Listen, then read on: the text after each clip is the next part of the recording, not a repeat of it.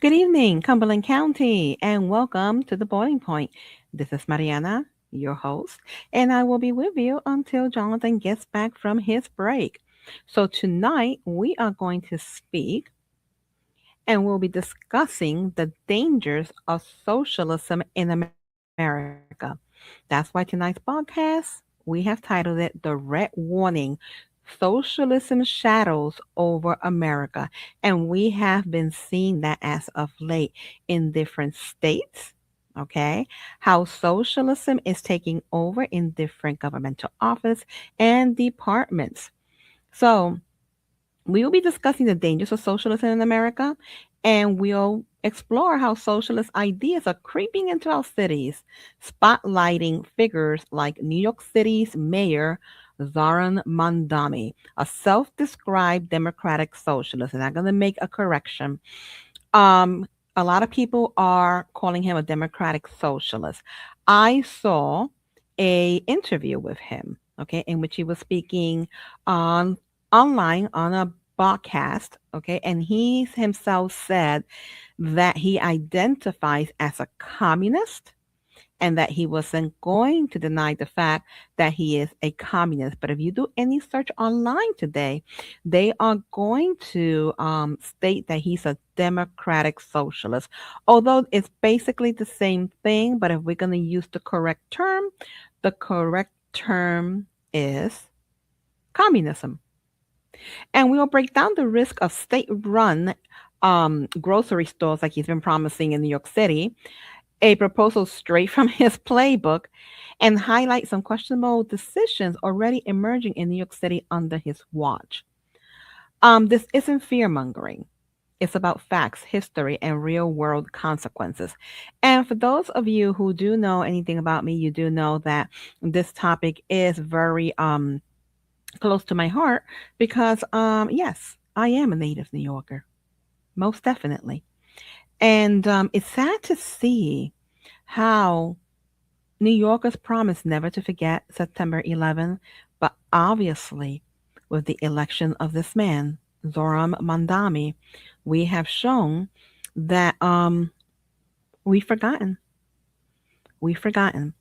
And there are a lot of New Yorkers that are upset, okay, that we have a Muslim communist as the mayor of New York City.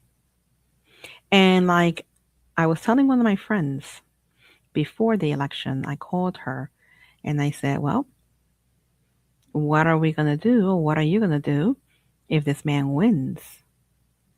Um, Luckily enough, she left New York City, okay, even before the election um, came to fruition because they all saw the handwriting on the wall.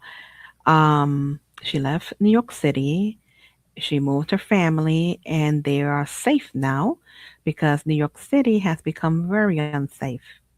And I can tell you, when I returned to my native New York this summer, and I saw what has become of my once beloved city, of what has actually become, I would say that it's the first time, my first time, okay, that I ever felt unsafe walking in New York. I mean, people may say, oh, come on, Mariana, New York has always been unsafe. Yeah, New York has always been unsafe, but we New Yorkers, we natives of New York, know what I mean when they say that. Okay. There's certain places that you go, Broadway, for instance. I'm a big Broadway aficionado, that I've never felt unsafe walking those streets. But that wasn't the case this time around. I said, I felt the shift. I said, what is going on here? The decay of the city, how dirty the city is. It was worrisome to me. It was worrisome to me this summer. And what's happening now is even more worrisome. So let's talk about the broader dangers of socialism in America because we are seeing this happening in almost every state and every office. I'm seeing it right here where I live in Central PA. I'm seeing it. I'm seeing how we have communists, socialists, in disguising themselves as Democrats, okay, and when in reality they are communists, okay, and they are running for some very important office. Okay, so yes, there is a socialist shadow right now over our country.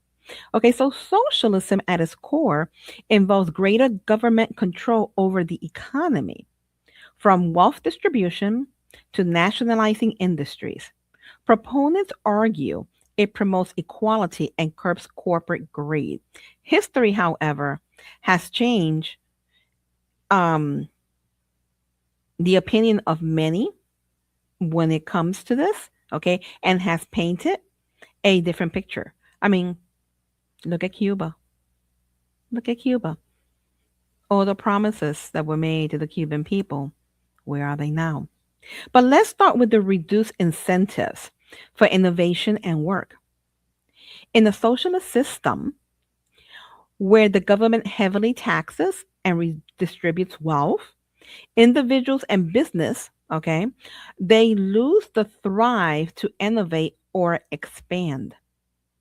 Economist Milton Friedman once argued that state ownership stifles competition, leading to slower technological progress. Without the profit motive or the motivation of profit, why risk starting a new business or working overtime? Because what you are earning, in essence, is not going to be yours. I will tell you this: when Mandami took over New York City, a lot of businesses left. A lot of real estate deals that were gonna about to um, finalize, conclude, close, fell through. Okay, and a lot of real estate deals because the investors was like, mm-mm, while this man is mayor, we're not investing in this city because they saw the dangers of it. This has played out also in places like Venezuela, okay, where socialist policies led to hyperinflation, food shortages, and economic collapse. What was once South America's richest nation is now plagued by poverty, with millions fleeing. I remember as a child, okay, my parents, friends, okay, and family members talking about going to Venezuela for a vacation or going to Venezuela for their honeymoon. Venezuela was really a striving, it was really striving, it was really prosperous, up and coming. It was a wonderful place to be until socialism took over. And now we see what Venezuela has become. Okay. You find food lines, bread lines in Venezuela. People have to wait hours. Okay. And somebody sent me a clip after Maduro was captured.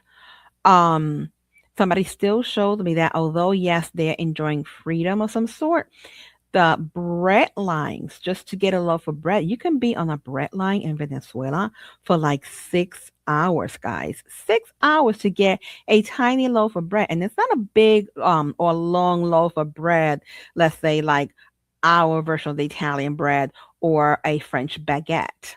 No, it's a very small loaf, maybe four, if you're lucky, 6 ounces, and that's all they're getting. It's a very, very small loaf. And that is what socialism did to Venezuela. Then there's the erosion of personal freedoms.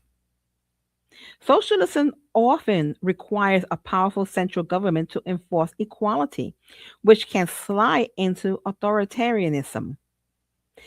Nobel laureate F.A. Hayek warned that central planning leads to dictatorship, as seen in the Soviet Union, where dissent was crushed and basic rights like free speech vanished. And we're currently seeing this in Europe, specifically the United Kingdom. Okay. Have you been seeing the news coming out of Europe? Okay. It's really disturbing. Uh, England used to be known for its freedom of speech. Okay. Now, if you dare, say anything that's considered unkind, let's say on social media, okay, on their personal media accounts, a text, an email. I've seen videos of their police knocking on their door, wanting to see their phone, okay, because they have an image of what was, sent over to them and arresting them for exercising their free speech. And it's a shame, okay? It seems as freedom of speech is dead in England. And this is part of socialism. I mean, we saw the invasion in Europe. We saw what has happened. Women can't, walk the streets free without feeling, that they're going to be harassed, okay, by some of these illegal aliens, these invaders that want to, push their religion on them. Okay, so they can't even walk around freely, much less speak freely. In America, we are seeing echoes in calls for expansive government programs that could balloon deficits and limit choices. Think mandatory wealth taxes or government takeovers of healthcare, which some fear would ration care and stifle medical innovation. And don't forget prosperity. Studies show socialist economies often lag in GDP. The GDP growth because they prioritize equality over efficiency. A Cato Institute analysis highlights how Democrat socialism will lead to job losses and inefficiency as government bureaucracy replaces market dynamics. America thrives on capitalism, entrepreneurialism, the entrepreneur spirit. Socialism risks turning us into a stagnant welfare state like Venezuela. Okay, so it would not surprise me that we will see, in the future, bread lines here in America. It would not surprise me at all, at all. New York City recently voted in for this socialist mayor, Zorhan Mandami. Mandami is a member of the Democratic Socialists of America, but he himself said outright that he is a communist, okay? He won the mayoral race in 2025 on the platform promising to freeze rent and make life more affordable. Sounds great, right?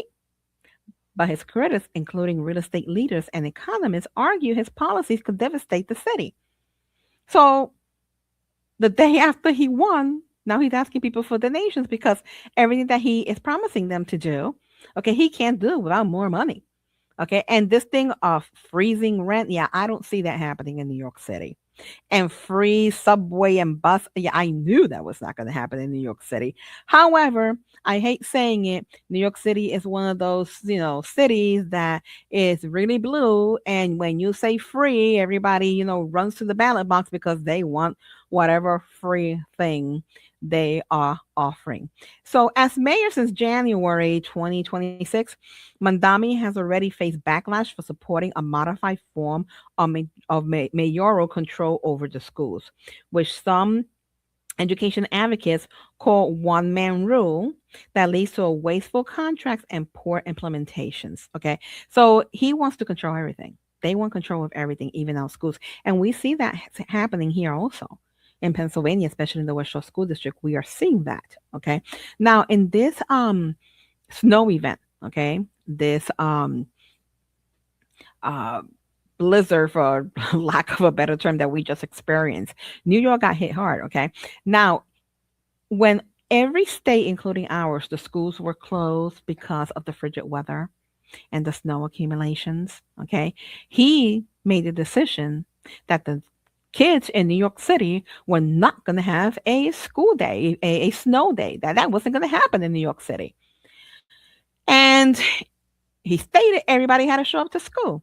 And, I I laugh at the people that comply with that because I'm sorry, Mr. Mandami, you're not going to tell me that I have to risk the health and safety of my child to climb over 9, 10, 11 feet of snow because when New York gets hit with a blizzard, hey, I know what I'm talking about, they get hit. So you're not going to tell me that I am going to put my child's health and safety at risk because you decide that my child's not going to have a school day.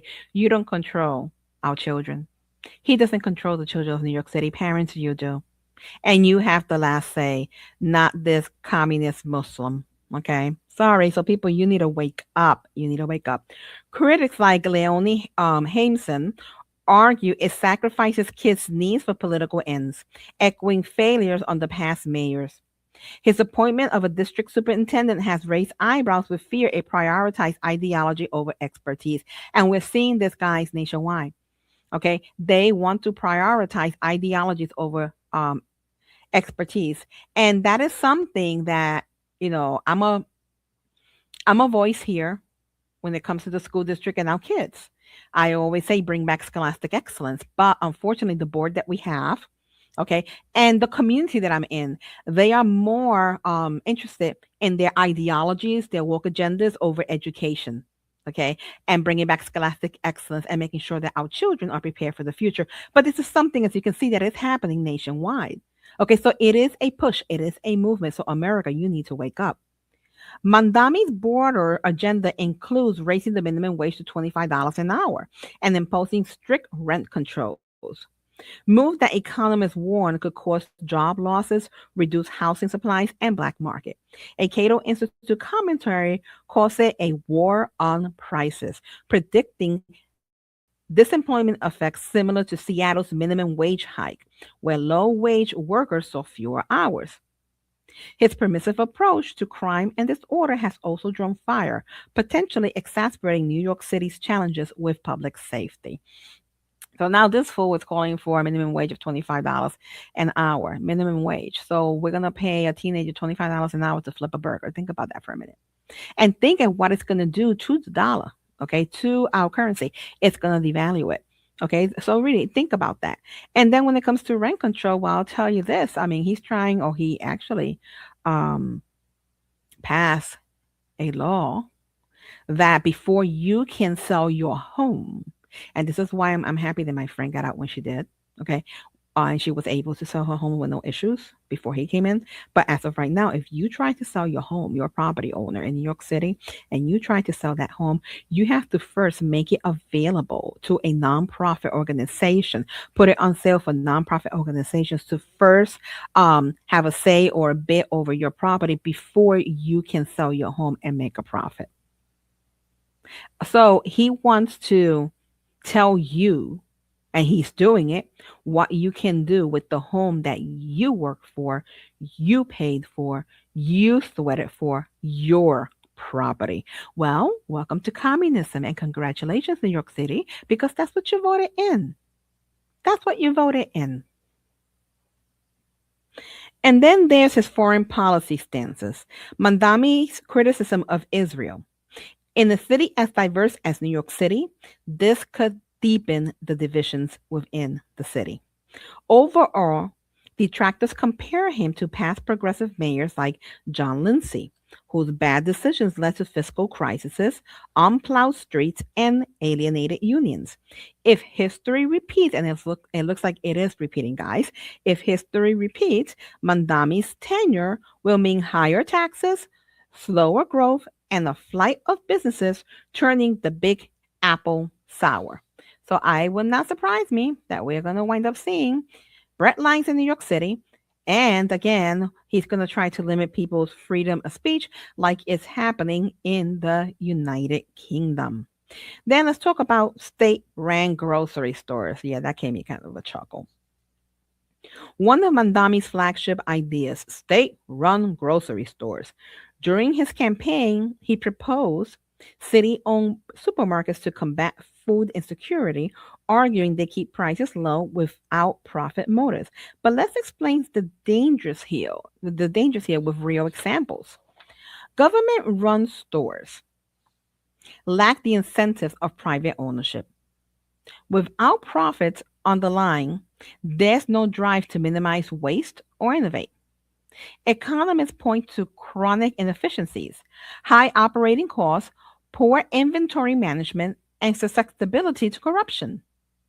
In Kansas City, a city owned store closed after months of empty shelves, theft, and crime. Despite good intentions, it couldn't compete. Baldwin's, Florida's public grocery shut down because it couldn't match Walmart's prices, bleeding taxpayer money.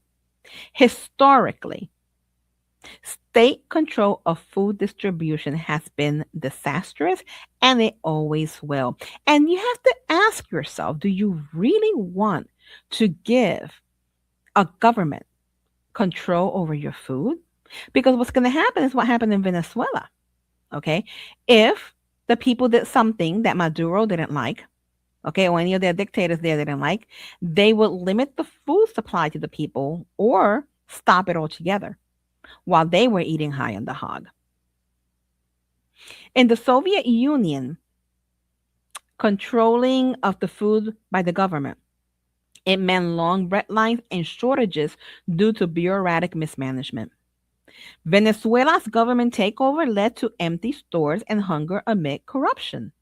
Even state liquor stores here in the United States suffer from subpar selection, losses, and favoritism. For New York City, Mandami's plan could displace bodegas. A bodega is a Spanish word of a small grocery store, but it's a little bit more than that. A bodega, not only do they sell you groceries, they'll sell you hot sandwiches, hot food. Some of them have liquor license, products for the home. Sometimes some of them even carry clothes. That's what a bodega is. It's a little bit of everything. Okay, that's a Spanish word. So his plan could displace bodegas, create subsidies that balloon budgets, and foster black markets, all while taxpayers foot the bill for inevitable failures. Proponents says it's about equity, but critics argue private markets with targeted incentives do better at solving food access without the pitfalls. Now, socialism's promises often lead to inefficiency, loss of freedoms, and economic stagnation. And we are seeing this, guys, not only in America, but we're seeing it worldwide. We are seeing this worldwide happening. In New York City, Mayor Mondami's early decision, like clinging to mayoral school control and pushing price control, risk repeating history's mistake. His grocery store idea exemplifies the dangers, good on paper, but prone to waste and failure in practice. Currently, in Central PA, we have a school board member who happens to be a socialist. Yeah, you guys know who I'm talking about by now. I mean, if you've been following me long enough, you know who I'm speaking about. And he's running for Pennsylvania House of Representatives District 88, and that will be Adam Trung. So Adam Trung is a Dallastown teacher with socialist views who crawled his way into our school board, a candidate who rallies against free speech, parental rights, against school choice, Christianity, and he even dared to try to bribe a sitting school board director. Okay. He tried to bribe a sitting school board director here at the West Shore School District. Because you see, people with this socialist frame of mind, they have no moral compass. They don't. A candidate who doxed a family in my hometown for having opposing views to his. So, yes, he doxed a family in my hometown for opposing views. Okay, they had an opposing view to his, and he doxed them. A candidate who is for the dumbification of our schools. He was backed up by the Six Pack, a democratic socialist group from California, that they're pushing for the dumbification of education and state control of education and your children. He believes that at the end of the day, the parents shouldn't have the last say over their children, but he should. Like Mandami, his political views are dangerous not only to our community and schools, but for America as a whole. America's strength lies in our Constitution, our faith in God and community, right to bear arms, and freedom of speech. If you are concerned in the direction that America is going and your communities are going, get involved. Vote, speak up, and support free market solutions and candidates who are looking to protect our great republic. We need candidates with a moral compass. We really do. We must say that harmful ideologies and inappropriate agendas have no place in America nor in Cumberland County, in our schools, or anywhere within the civic framework of this nation. Our community deserves integrity, transparency, and leadership grounded in principle, not disruption or division. And that is what this candidate, Adam Trung, is bringing to the table. Mandami has brought to the table. Ilan Omar has brought to the table. Pedro Maduro did in Venezuela. Okay. We need candidates with a moral compass. Okay. In our case here locally, Trung, who's running, okay, for state rep, has no moral compass. Okay. And his compass is not pointing north.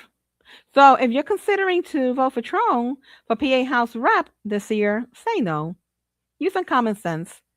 Protect our country. The last thing that we need is more socialist communists taking these seats. And remember, Cumberland County, we need to protect our community and school. So say no to Adam Trung this election of the year.